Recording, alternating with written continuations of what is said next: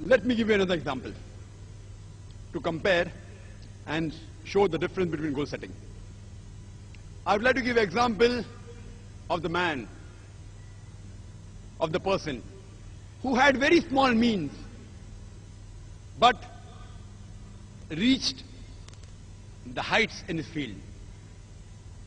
The man, the person who changed my life and converted me from a doctor of a body to a doctor of soul. And I'm sure you know the name of that man. He's none other than Sheikh Ahmad Deedat.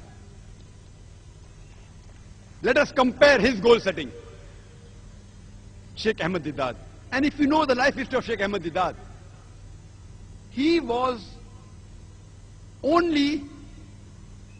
acquired education only till standard 6th. Because both his ends could not meet, he was forced to leave his education. After passing standard 6, he was forced to leave his education. A man with small means. He was forced to leave the country India where he was born. Then he goes to South Africa. He does a job of a salesman. He works in a furniture shop. He does the job of driving, etc. And while he was in South Africa, he used to constantly be harassed by the Christian missionaries, who used to tell, Islam is a useless religion. It is merciless. They used to attack Islam. And because he used to get harassed, a desire came in his heart that I want to reply all the allegations against Islam made by these Christian missionaries. I want to give a fitting reply to these Christian missionaries. Imagine a man only studied to standard 6. But naturally he had faith in Allah. He strived. He stumbled across a book. You know, the books which were lying in a room which had dust on it. He stumbled across a book by the name of Izarul Haq, the truth revealed by Maulana Karanvi, Rahmatullah Karanvi. And he gets the direction for his goal. That's how he started. And he strived for 40 years, till the time he challenged the stalwarts of Christianity. Imagine a 6th standard pass man strived for 40 years and challenged the stalwarts of the world. So much so that in 1984, in the early 1980s, he was about to debate Reverend Jimmy Swaggart. And at that time, in 1980s, Jimmy Swaggart was the #1 most powerful, most famous Christian televangelist.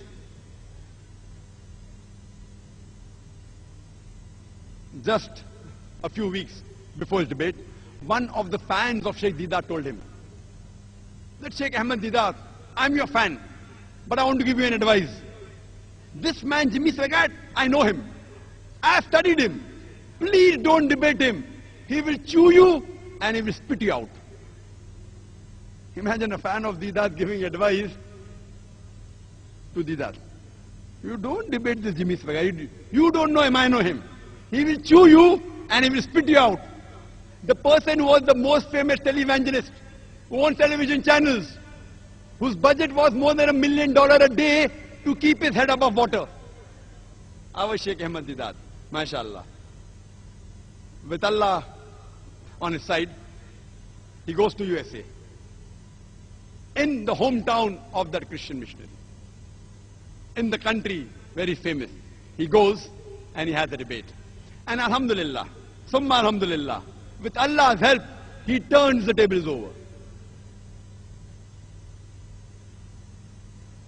Imagine a man of small means, not even past school, leave aside being a graduate, challenges the stalwarts of Christianity, so much so that he became the biggest stumbling block for the Christianity of the world, for the Christian missionary. One man alone, Sheikh Ahmad Deedat, with the help of Allah subhanahu wa ta'ala, he challenged the whole of Christianity.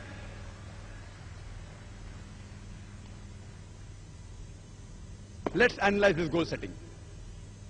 Number one, the Islamic. Was it Islamic? Was it according to Quran and Sahih Hadith? Was it for Allah and His Rasul? But naturally it was. That's the reason he was able to achieve his goal. Number two, was it specific? Yes. His goal was specific. I want to reply to the allegations against Islam. Specific. I want to give a fitting reply. Remove the misconceptions about Islam that is there in the minds of the non-Muslim.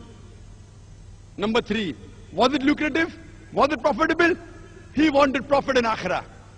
And inshallah, Allah will grant him Jannah, inshallah. But besides being profitable in the Akhirah, it even profited him here. You know, a number 6 standard pass man. In 1986, he gets the biggest award in the Muslim world. He is awarded the King Faisal Award for service in humanity. A 6 standard man.